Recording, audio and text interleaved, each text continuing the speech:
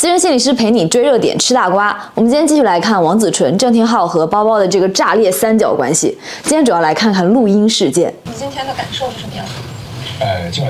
今天感受，白天那个事情。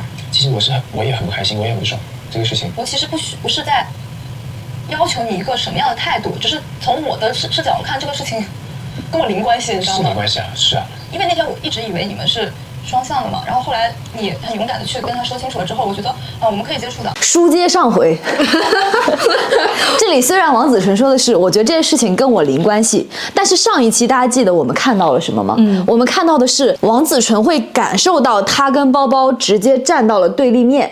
然后他们两个像是敌人一样。然后当时这个事情是怎么发生的？复习一下啊，就是其实一开始可能王子纯他只是感觉到了他被架在那里，他不好做。但是后面在跟郑天浩的对话里面，当王子纯表达自己的委屈之后，郑天浩就说：“对你就是很委屈，你的感觉都是对的。”然后他就是很过分，然后你就他道歉你也不要原谅。然后是在这样反复的对话里面，然后王子纯感觉到，哇，那包包就是一个特别坏的人，然后我跟他就是完全站在对立面。其实他是有一个升级的过程的。他们现在冷静下来了，发现说好，这个事情跟他零关系。其实我们看到的也是这样的，但是当时在他们那种极化的对话下，王子纯就是会体验到那种被放到对立面的感觉。然后这里郑天浩也说我也很不爽，然后我也怎么样，但你看他的这种表达，你就明显感觉到他不是那个主体，他还是会觉得王子纯是那个主体，他是那个陪着王子纯不爽的那个人。那么这里其实王子纯他还有另一套的部分，就是关于说之前以为你们俩是双向，你很勇敢的去跟包包说明白了。这里面其实他有一个信息，就是在王子纯的内在世界里面，他会很认可郑天浩去拒绝包包这个事情，然后转向了跟他的这个关系，这是他很看好郑天浩的一个事情，所以他用了一个你很勇敢，但他都不知道郑天浩根本没跟包包说清楚，对，根本没说清楚。就是我现在要确定是他有没有接收到错误的信息，让他就是因为我不知道你昨天聊了什么。我当面也说过，信息也发过，你知道吧？那你希望我实力吗？明天。这个剪辑说放证据。就是你就遵从你正常的一个想法就好了。你想了解我也是很正常的呀，对不对？那你明天晚上还想继续接触新嘉宾吗？我跟他共鸣挺多的，刚才我跟那个共鸣打电话。拒绝了吗？没有，哪里拒绝了？对，我哪一句话哪一个信号？我印象中也没有这一趴呀。那我们姑且相信郑天浩说的是真的，他为什么会觉得这样是一种拒绝呢？他其实表达的是你可以继续追求我啊，或者你可以给我发信息，你可以怎么样，这是你的选择，其实就是没有拒绝嘛。我觉得郑天浩他是知道自己没有拒绝 ，OK， 但是在王子纯这样的问话之下，他很难直接说其实我没说死，因为王子纯现在这个就是一种我要把你们都揪出来的态度，你不会在我背后也搞事儿了吧？所以他的这个态度是来兴师问罪的，就是郑天浩你到底是站在谁那边？就是他这样对待我们，不会是因为你做了什么事情吧？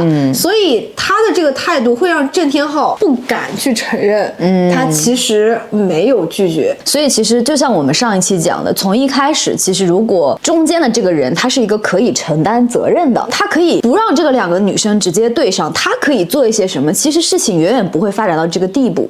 但是其实直到此时此刻，能够感觉到其实郑天浩他心里一直都很害怕，他很害怕他要承担那个责任，他很害怕是他没有把话说清楚，然后王子纯会对他有什么样的一些情绪，所以他其实一直都在否认和拒绝任何他本该应该承担的责任。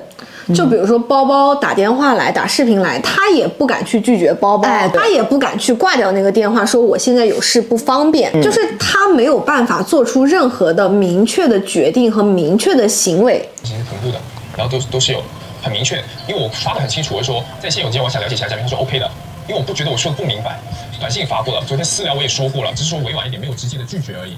我要确认这个事情，我知道，不然的话我会，如果你说的比较的保留或者是含糊的话，还是得再讲。对，那就还是得再讲。你昨天说的保留吗？也有点保留，有点委婉，但是我讲清楚，你就得直接一点。我说的没有那么也，你说委婉是有委婉，但是也没那么委婉。是因为你们没有到那个关系。对呀，没有说我拒绝，我就是不喜欢你啊，你别老烦我了。但你这样也会很自恋，因为你们俩又没有表达过。我觉得他其实都知道的。他都知道。所以包包就是那个坏人，他知道啥呀？他们觉得他都知道，但他还故意这样干，他就是那个坏人。他们其实现在还是在尝试把这个事情所有的责任推到另外一个人身上。为什么这里王子纯他不能够看见郑天浩是有问题的呢？就他好像会觉得说郑天浩说的委婉也没毛病，就是刚才他对郑天浩还有一种我要来问问你，你到底做的怎么样的那个部分，但是当郑天浩说哎我还得再做的时候，王子纯又下来了一点，就说那确实啊说的委婉也没有什么问题，那又是他的问题，就是好像王子纯他其实只是要找到一个谁有问题，这个责任到底是谁的，而不是说我们怎么一起把这个事情解决了。或者说看得更清楚、更明白，对对，所以其实他们现在还是在一个抓坏人的一个对话中的。对，抓坏人，对对，他们觉得这个事情一定有一个坏人，不可能是误会，不可能是玩笑他们觉得一定要有一个人为这个坏事负责，然后要当那个坏人。但其实我们看到的是这个事情，它就是一个互动产生的嘛。然后抓坏人其实没有办法解决任何的问题。今天这样做，因为经理可能不知道一句话。什么话？他说什么？浩斯他说他白天说了一句话，他今天随机找一个情侣就是整他们，就我回去之后才知道这个事情。所以他不是没意识，他是有意识，是我觉得是有意而为的，而且是在节目组不知情的情况下，然后他一直说节目组说节目组说，其实我是相信他的，所以我去质问的是节目组，我就感觉自己被当胡耍。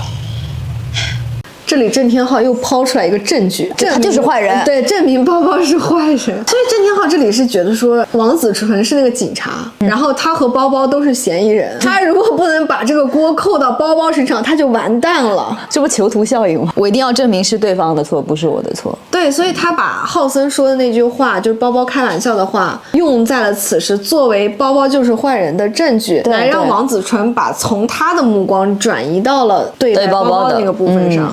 所以这是郑天浩的行为嘛，就是行为上他就是不敢承担这个责任，他在反复的去希望王子纯觉得包包是坏人。就这里会感觉到他心里有很多的害怕和回避，就是我们之所以回避，可能也是因为我害怕，所以他害怕的到底是什么？他害怕的是王子纯本人吗？还是害怕的是一种冲突？还是害怕的是他要承担那个责任的这个本身？就他犯错了，他害怕他犯错，就这是一个问号，他到底在害怕什么？所以我在想，这是不是也会是郑天浩他很难以跟一个女嘉宾去建立关系的一个部分？就是如果当我们的关系是1对1的话，那这意味着说我们在承接对方的爱和好的同时，我们就有可能会承接对方的愤怒和不喜欢。那么可以感觉到说，对于郑天浩而言，他对好的部分是接受度还可以的，但对于这种坏的东西的涌现，就是我们每个人心里面都有那些你让我不舒服了呀，或者说你做的事情我不喜欢，他对于这些部分是比较抗拒、比较回避的，所以也会觉得说，会不会可能亲密关系本身对他来说就是一个比较大的一个挑战，所以他需要让这段关系里面是可以有其他的人的。但是这样的话就会一直在这种三角关系里面，没有包包，没有王子纯，还会有别人吗？包包不开心了，我今天就选择他哭了的时候，虽然他说是因为马轩哭的，但是因为他前一天的态度，我真不是多想，就是他可能有因为马轩哭的原因，但是这个原因主要还是说，觉得是我们互相接触了。我就去帮他跟他聊，我想把这个事情聊开了。其实是我是在被动接受一些东西，但是我怕我的这个被动接受会伤害我。这个没事吧？所以我就想来跟你说一下，真的只是朋友，就是出去玩玩。可是我明明感觉我跟他已经说开了，但是他明明知道你跟我在一块儿，他要打这个电话，然后挑衅的耍我们。其实我不用做这些，不是因为我在乎大家这种陌生但是又很快能融入在一起的关系，对我来说很珍贵。而且其实今天马轩离开，我本来也是挺难受的，因为我也说过，就是我跟他第一天的时候，就是他是性子很直的人，然后我也是，我很欣赏他，因为他喜欢的男生明确的喜欢别人后，他非常勇敢，他就是我放手会，而且他没有影响任何人。那从我们这个事情来看呢，就是我俩还没结束，他打一个视频通话来说他跟了我们1天，这样骗我。竟然跟了1天了。他说他跟了我1天，啊！他还骗我们说，那个马轩在，我跟马轩姐姐在一起呢。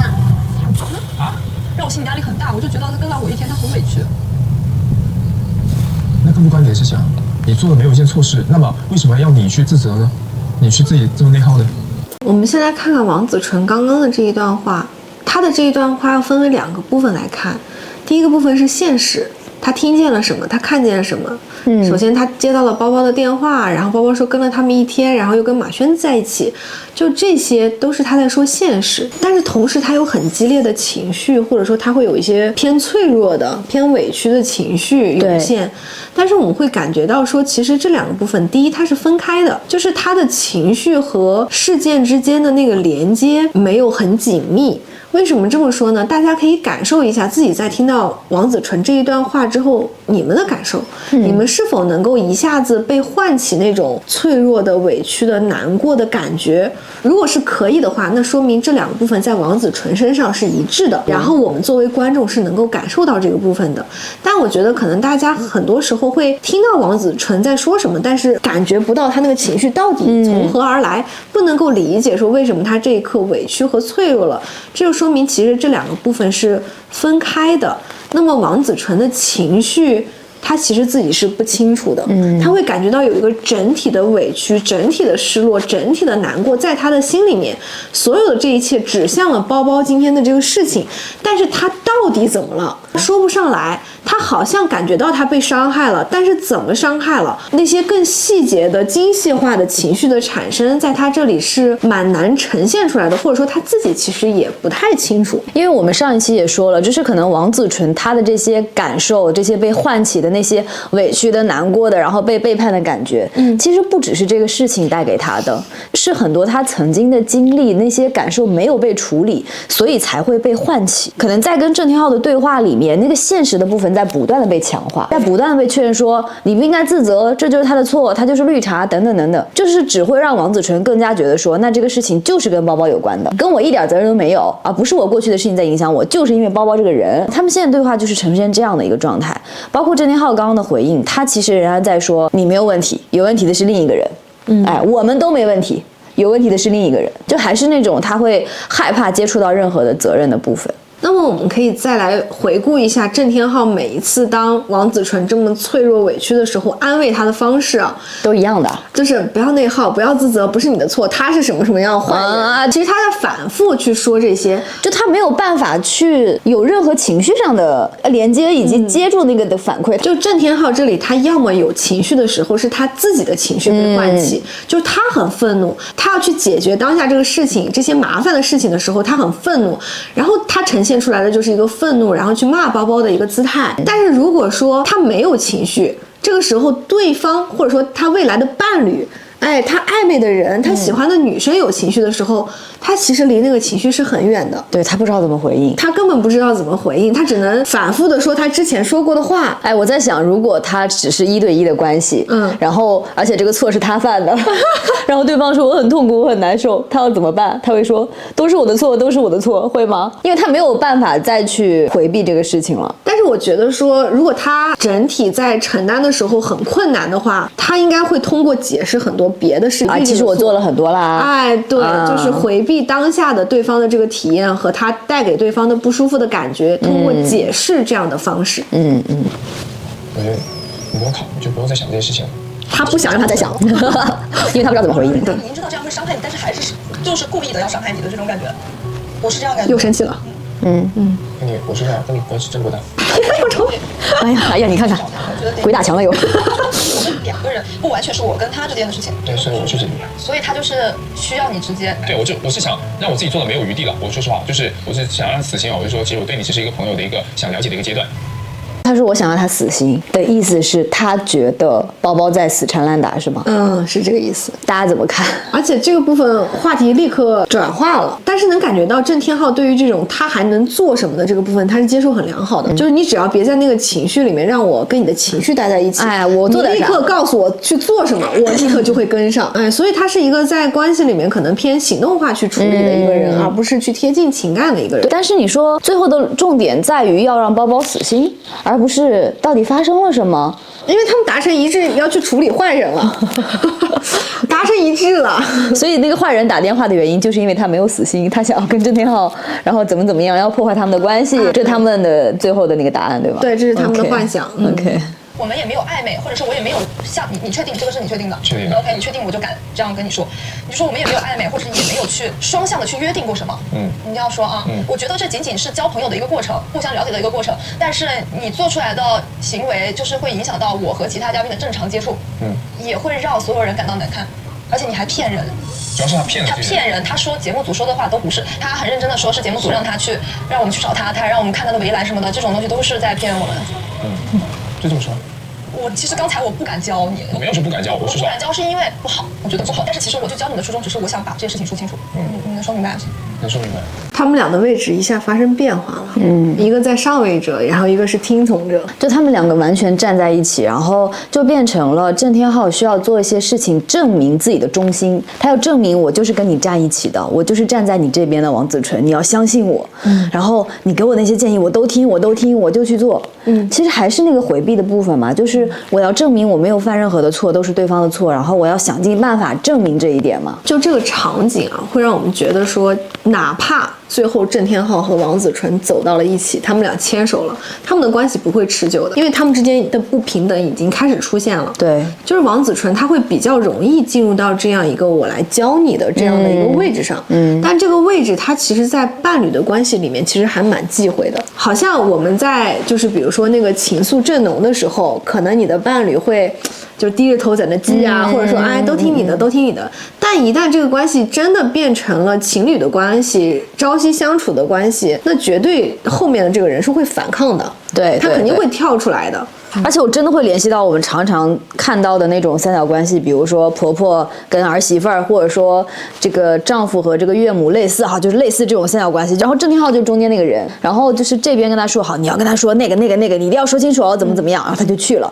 那可能对方也跟他说啊，我怎么样，然后他又回来传话，就是这种三角关系。就会很难以沟通，而且他们还是没有明白一个点，就是不是要传递王子纯对于包包的部分，也不是包包对王子纯的部分，是郑天浩需要他在两边去安抚和处理各自的情绪，而不是像现在这样。但是还有一个部分，就是郑天浩他以为他按照王子纯当下的这个部分去教育包包了，或者说跟包包划清界限了，王子纯对他就是满意的。其实这里不会啊，因为我们会看到说，在王子纯的心里面，他其实是有好和坏的两个部分分开的。比如说对包包这个部分，他就是好讨厌，他现在已经到达一个极致的讨厌了，所以他希望的是有一个人能够替我去教育包包，或者说怎么样，至少把这个愤怒出来的这样的一个部分。所以郑天浩现在要做的是这个部分，但是这个部分他现在这个坏是就是这个讨厌的这个情绪是很高的。郑天浩只是跟包包说清楚，哎，我们之间的关系不可能，这个对于缓解王子纯讨厌的这个情绪其实是不够的。如果只是行动化的缓解，而不是真实的情感的部分，就像郑天浩现在要做的行动化的部分，这个绝对是远远不够的。但是假如郑天浩按照王子纯的那个愤怒去的话，比如说他把包包打一顿，王子纯也会不舒服，因为这个时候王子纯的好就会出来，他会觉得说，其实人家小姑娘也不容易，然后你怎么可以这样对待人家呢？我是一个很善良的人，因为他常常在这个节目里面说，我是一个很善良的人，我是一个对大家都好的一个人，所以这个是王子纯他希望他维持他自己的一个部分嘛。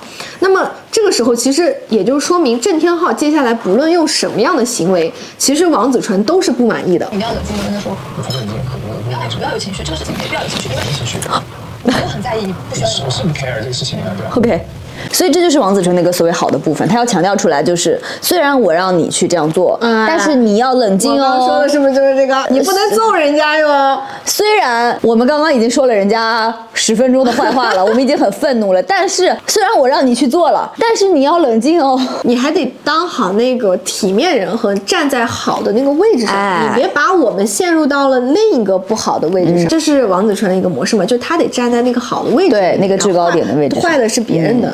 不 care 的事情是 care 的事情，我们才不 care 这个人，你不对，我是不 care 这个人。现在只要确定这个，我就放心你去跟他聊，不然我怕你们俩聊坏了，都会影响我自己，也影响你，你是这样觉得？我知道。他主要怕影响他。对。录声音。对，我刚才讲好你。好 ，OK， 你说吧。我说你先过去了，你回房间吧。他要录音哎。你说他为什么要录音？他经过人家同意了吗？当然没经过了，这是一个摄像包包的一个局。这个局的目的是让他来向王子纯证明他的我很忠心。其实聊什么不重要，什么都不重要，重点是他得拿到这个证据来向王子纯效忠的这个过程，这是他要的。我昨天跟你说的事情，你还记得吧？记得呀。就是你清楚，就是其实我们是只有接触，包包都不知道发生啥，对不对？就面对他这个臭脸，你并算不上是双向的吧？并算不上是双向的吧？最多也算是只有朋友的姿态去了解，对不对？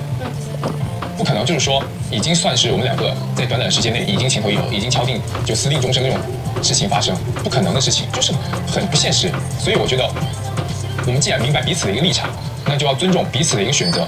怎么了？这其实郑天浩，因为他已经内心加工了很多愤怒和恨意了，他就觉得包包是一个坏人，所以他要立刻说清楚，我要跟你划清界限。但其实，在包包的视角里，他会觉得我只开了一个玩笑嘛，然后好像今天也没有收到任何的回应，然后就过去了。他突然跟我说什么我跟你不是双向，怎么样，他会就是很懵啊。而且你们前2天有视频的呀，大家能看到那几期视频是蛮甜蛮亲密的呀。对啊，但是我觉得说我也能够理解郑天浩这里为什么我要完全否认他们之间的所有的连接啊，就是好像要把这个关系明确的切断，因为我不能和这个坏的人连接。而且他这个录音他是要给王子纯要听的，对呀，他不能让王子纯听到他们前2天有任何的已经到这样亲密的一个状态了，因为他跟王子纯说的不是这个。他怎么突然跟昨天完全不一样的语气在跟我划清界限？我真的是不清楚。能够看出来很懵，很突然。就是你今天开个玩笑，就说让我去找你这件事情，直到最后你就挂了，其实你都没跟我们说是在开玩笑，但是我们是真的以为你说的是实话，然后我们是真的去找你了。其实这对其他人来说其实是很困扰的影响，你知道吧？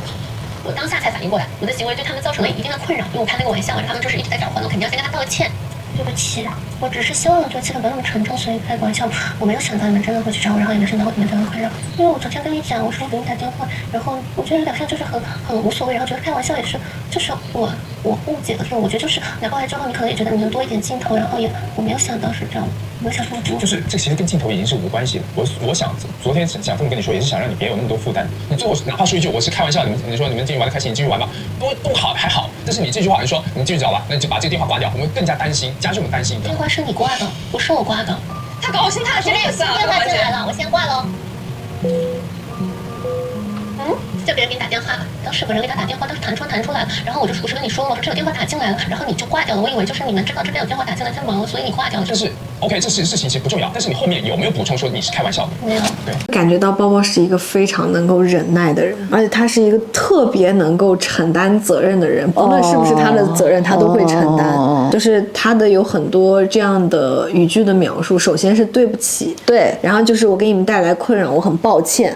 就是包包在关系中，他对别人的感受太过在意了，在意到其实他好像可以承担好多别人的愤怒，别人的那个各种各样的情绪，就感觉到他也很小心翼翼的那种状态。之前在我们的视频里面，我们拿过那个大小盒子的比喻，其实这里会感觉到包包内心的盒子，它是比较容易去借给别人使用的。我们常常说我们的盒子要以承纳我们的情绪和消化我们的情绪为主嘛，但是会感觉到这里包包它其实，比如说在这个事情发生的当下，当他和郑天浩都有情绪的时候，就是我们能看到包包他其实也会觉得很委屈啊，很愤怒。对，但是他首先把这个盒子是借给郑天浩用，你先说，你把你的情绪放在这个里面，对，我先听，我的情绪都可以先塞在一个很小很小的角落，我用我自己的大盒子先来消化你的情绪，就是这样的部分会让我觉得说，可能包包他有过很多这样的经历，就是先去照顾别人和把自己的部分，就是心理空间先给别人去用的这样的经历，在这个场景里面，其实能够迅速的感受到这个部分。但是我觉得，即使包包做了这样一个动作，其实对于此时此刻是没有任何用的，因为其实郑天浩并没有真的要跟包包沟通。他只是要录一个音，去证明我已经把这个话说清楚了，所以可能对于包包的那些解释和回应，他其实觉得不重要。就是沟通是什么？就沟通是我跟你说这个事情，有可能你的回应会让我觉得我好一些，或者不好一点，就是我会根据你的回应有新的反应，对这个事情有新的看法。但是大家想想，郑天浩他都开录音了，他这个录音是要交给王子纯，他可能会产生新的想法吗？不可能，不会。包包就就算在这跪着求他了，他都不会原谅包包的，因为他要去给王子纯交代，他一定是就是我现在就是要说狠话，你说什么我都不会原谅你，你就是坏人。这个是我全程跟你对话的一个明确的目的，所以这个过程里面，包包说什么已经不重要了。就是问题的关键，本来不就是没必要发生的一件事情。这么做我觉得是有点辜负到对方。我觉得是蛮重的话。对啊节，目是有误会的，但是事实就是我伤害到了他们，并且他不开心情绪都是由我造成。那我觉得理所应当，他去向我发泄这些东西。不 no no no no no no no no， 这其实就是我们说的包包会习惯承担那个责任，对，他会习惯说你这些都是由我造成的，然后我让你怎么样。不知道大家有没有听过或者经历过一种情况，就是很多家长跟孩子，其实很多时候跟孩子一点关系都没有，但是家长会说都是因为你我才怎么样。就比如说有一些爸爸或者妈妈会跟孩子说，因为你我才没有离婚，因为你我们的关系才持续现在。然后你看，就是因为你不好好学习，我们俩才吵架。我会觉得包包可能有听到过很多这样的表达，就有这种感觉啊，都是因为你怎么样。然后这个孩子就会习惯思考说，虽然我没有做错或者我怎么样，但是你看是因为他们才这样，所以我要承担这个责任，然后我要怎么样，就是这种感觉。但其实跟他一点关系都没有，或者就算有关系，绝对不是那个最主要的关系，就是因为每个人都有自己的部分，但是孩子不会这么想，孩子会觉得说都是我的错，我让他们吵架了，然后他还因为我不离婚怎么样，他所有的痛苦都是因为我，可能就是这种感觉。那这也是其实我们对包包的成长经历的一个小的联想。那么我们再回到这一段话上来说啊，就是其实在包包的心里面，他会觉得只要他真的或者说是有可能是做错了一个事情，对方再怎么惩罚他都要接受，都不为过。就是这个逻辑是不对的，就是这个模式是不对的。这个模式它完全就是被灌输或者说硬塞进来的一个模式，对，肯定是有另一个惩罚者的存在，就是哎，我找到了一个你的错，哎，比如说，哎，你今天怎么样了，所以你今天就得接受惩罚，然后我怎么打你，我怎么训你，你都得受着，因为你有一个这样的错，这对吗？肯定不对啊。对啊，所以，但是现在郑天浩对包包在做的就是一个这样的事情，就是 OK， 今天你的玩笑给我们带来困扰了，你就要受着，所以我现在冲你发脾气，你就该受着，你就应该了。但是包包的所有的承担就应该到他的第一句话说道歉对不起就可以了。对不起，我今天的行为确实给你们带来困扰了，对，就够了，我已经道歉了。剩下你再冲我发脾气不行。但凡换一个人，这个节目里的其他女生，不说别人，就说节目里其他女生，如果郑天浩是这样的，你算什么东西？你用什么脸跟我这样说话？凭什么？就是你们能懂吗？我会觉得这样的部分是会唤起大家的愤怒的，或者会唤起我们的愤怒的原因，是因为我们会看到它就像一个霸凌的行为，只要你有错，我就可以肆意的对待你。如果把语言化成刀子，我就可以一刀一刀捅你。甚至如果不是节目，我就可以去扇你，我就可以怎么着你，就是这种感觉嘛。只是现在因为有镜头，可能郑天浩还收敛了一点，而且可能包包的这个部分又会让郑天浩这个部分更强烈，加剧，对，因为包包的态度也是，我也觉得这是理所应当的，所以我会觉得可能我跟以轩的愤怒不只是对此时此刻的愤怒，可能也是对那个包包心里或者他曾经经历的那个惩罚者一直在这种肆意的对待他，完全没有任何去把他当一个有感受的人，去对待的这种愤怒，我觉得是我们之间就是说实话，就是一个人之间连线2-3天的一个过程。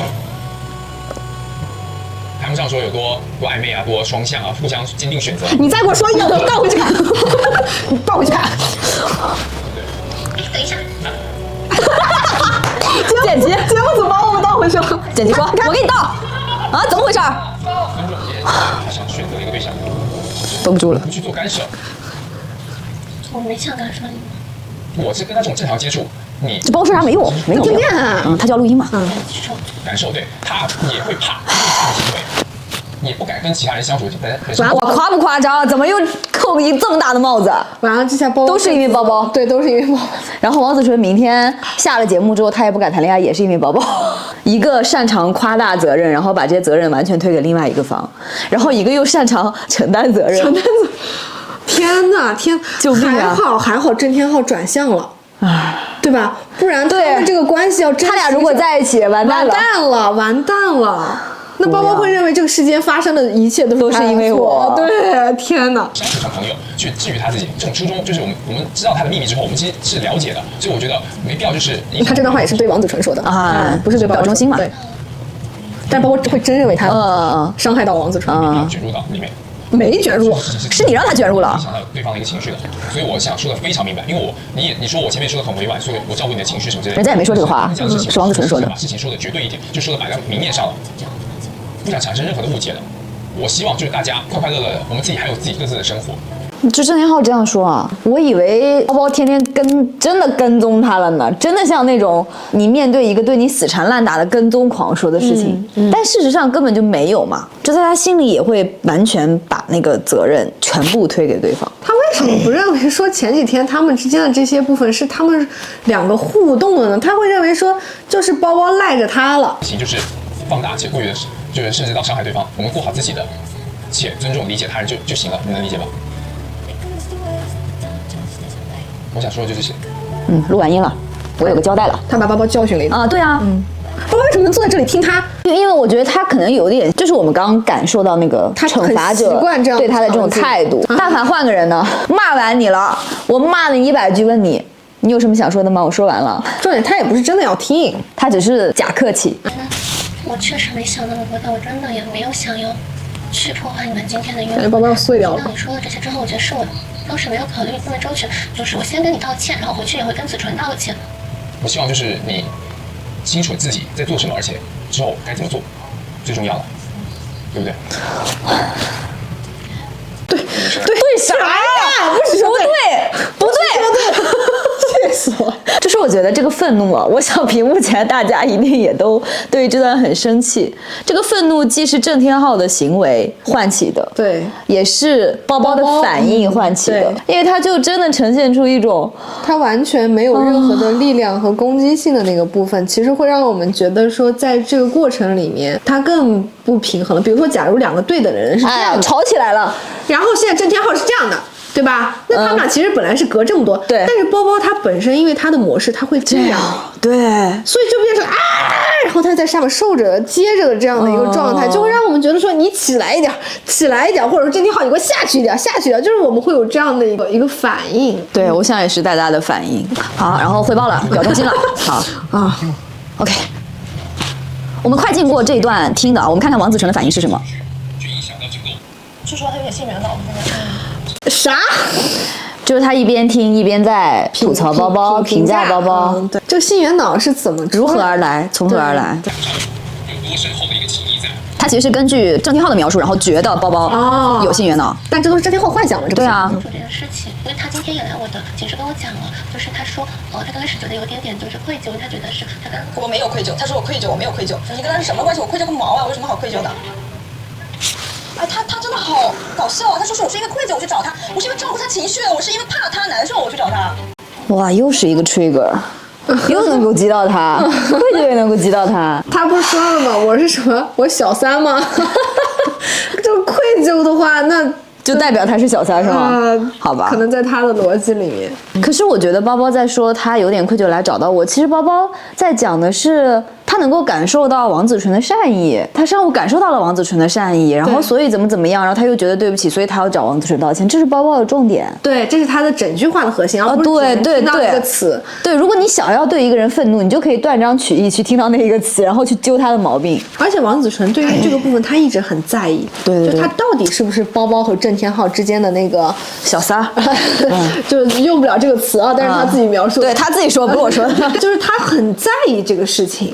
他很在意，他到底是不是主动的去破坏了别人的关系，还是说这个事情就是郑天浩的转向，然后他是被动接受，这个部分他是一直在强调的。他很害怕自己会在那个位置上，因为就像前面我说的，他很害怕自己有不合适的行为，他要一直维持他是好的那个人设，那个是他对他而言是非常重要的。如果他愧疚了，愧疚说明什么？我错了，我做错事儿了。所以这就是为什么他会被一下子点爆的部分，就是在他的世界里面，他是不能够接受他自己是可能有不合适的行为，对，会伤害到别人，做错事的。他对这个部分的自己的接纳是非常弱的。但是包包就是常常都是我的错，对，就是不论是包包还是王子纯，他们都很困难，就是他们的内心状状态很困难。比如说王子纯现在其实就崩溃了嘛，他崩溃的时候他也很痛苦。虽然他在骂包包，但是如果没有包包让他骂呢，那就他自己一个人在承受这样的痛苦。那么他为什么会痛苦？就是他要维持自己完美的好的人设，然后坏的都丢出去。可是这个没有办法在现实里面没法实现，对实现，所以他经常会出现这种破灭的状态。对，他人际关系一定会有这样的挑战。哎，对，就是对方一旦出现了一些坏的部分，我要怎么去处理，怎么去应对，然后处理不了，就会关系就会断掉，就会破掉，就会爆炸。他会常常经历这一切，那对于包包来说就更是了，就是我所有都坏都承担，好的都是大家的，都是你们的，我随时会感觉到我自己是不被需要的、不被爱的、不值得被爱的等等，就这一系列都会出现。但是那个底层是我在哪里，我是那个好客体还是坏客体，别人是好客体还是坏客体，就好坏不能兼容。我才变成我愧疚，我愧疚什么？压你这儿了，对不对？我愧疚的。郑天浩动他，郑天浩说我都已经录音了，我都做这么好了，你怎么还是接受不了？找他，然后我想把这个事情说开，大家心里都舒服，跟我愧疚没有半毛钱关系。我愧疚什么？他的世界里没有朋友两个字，就是异性之间没有朋友，异性之间只是出去吃个饭、约个会，然后就已经是确定关系了，在他眼里，所以他才会觉得我是愧疚的啊，我跟你接触我是愧疚的，所以他今天发视频的那个状态我没有误解错，他就是觉得像他查岗我是小三一样的，又来小三了，感觉啊，又来确认是不是小三了，这个对他太重要了。几天啊一两天说我愧疚。所以你看，我们说的就是包包的话没有任何作用，它只是另外一个可以被当做靶子的一些材料而已。他无论再道歉，他再把自己那个大盒子借出来给别人用，他再卑微，他再觉得是自己的错，没用。当我只是想把你当一个坏人的时候，你再认错，你只会让我更加想攻击你而已。这个时候郑天浩也很有意思啊，他已经听录音。我觉得在郑天浩的想象里面是这样的，就是当他把这个录音交给王子纯的时候，他会得到认可，他会得到夸奖，他会得到很多的正向的反馈，然后这个事情他就可以全身而退了。他要的就是这样的一个结果。但是他没有想到，他把这个交给王子纯之后，王子纯还有新的一轮，对，还在抓着他。就这个时候他已经被消耗干净了。对于郑天浩来说，就前面已经用尽他所有的能量和精力来跟王子纯待在一起了，但他发现王子纯又开启了新的一轮，就是这个录音不是安抚王子纯的东西，而是激活他的东西的时候，郑天浩其实懵了。这就是我前面说的，就是当王子纯他是这样的一个内在模式的时候，郑天浩无论做什么，他行动没用，行动安抚不了王子纯的那个坏的部分和他要维持好的那个部分，不可能的。郑天浩只会被拖得越来越进入到他的内心，跟着他卷起来。他俩不会后续也会撕起来吧？有这个可能性，就看郑天浩能够承受到什么时候了。所以理解我说的那么多，其实我已经说得很明白的，但是我还要重复去说一个道理。按道理说，其实如果我不是这样处理方式，我只是一个弟弟妹妹，我是真的就是按我的年龄这样的心智的话，我今天被他玩死了，真的。然后我基本上能说的点，我都能想到，我都说了一遍。他还在寻求认可啊，他在证明我已经说了，还是偏委婉。还是偏委婉，我说还是偏委婉，不可能满意的，还是偏委婉吗？已经很不委婉了。郑天浩表情都快绷不住了。你懂吗？你直接应该直接跟他点，就是你今天因为你骗节目组骗我们，对我们造成了伤害。今天我王子纯去安慰你了，结果晚上你打扰了我们俩去相处，你就只简单这样跟他说，我觉得这个是最重要的。不就是这么说的吗？不一样的，我跟你说不一样的。哪里不一样？在他的心里面，只要不是这样的一个排列组合，就不一样，就不是原话就不一样。而且就算你说的跟他的这个一模一样了，那也没用。就像我说的，他怎么做没用。安抚不了王子纯任何，他总会觉得你做的还不够，你做的还不够。就一旦你进入到这个做的这个卷起来了，他就会觉得说你其实怎么做都不够，因为他要的不是那个做，当然他自己不知道啊，他要的还是他被共情到嘛。但是我觉得对他来说，现在共情也不够用。就在最开始的时候可以，对，最一开始，但是现在已经到了对方就是一个100%的坏人了，你共情已经没用了，他们要就是要把包包盯死。此时此刻，其实王子纯现在想让自己好受一点，做心理咨询挺好的，就是需要多几次，然后一点一点的再从那个位置上退下来。他需要回到一个他可以跟他的情绪待在一起，又能思考的一个状态。对，能思考的位置。他其实现在是完全不能思考的状态。他觉得好像他在思考，但他现在是上头了。所以其实我们也已经知道说，目前小屋里面所有人都不可能让王子纯下来了。至少你看郑天浩效忠也是没有用的。对。然后我觉得包包的道歉也不会有用。啊，那肯定，对。然后其他人的劝说也不会有，因为他已经感受到了。大家可以回去看我们上一期，因为在跟郑天的互动里面，他一遍又一遍的去感受到他觉得包包是一个坏人的感觉被验证了，所以他就会越来越觉得他就是个坏人。太长太累了，看得我太消耗了。而且据说还没完，好像还有一期包包跟他道歉，对，我们也要做好准备，深呼吸一下，然后再去看那个道歉，因为可以预料到，绝对是一个结果不会很好。那我们这期节目就先看到这儿了。所以在这里我们看到的就是2个没有办法跟自己情绪真的去待在一起的人，可能在他们的互动中，他们越来越觉得对方是一个坏人，他们就要自己是全好的。所以可能在郑天浩跟包包对话的过程中，他只是想要效忠于王子纯，对，他只是想要去录这个音，告诉王子纯说，其实我已经说得很明白了。对，但他其实他做的其实没有什么用。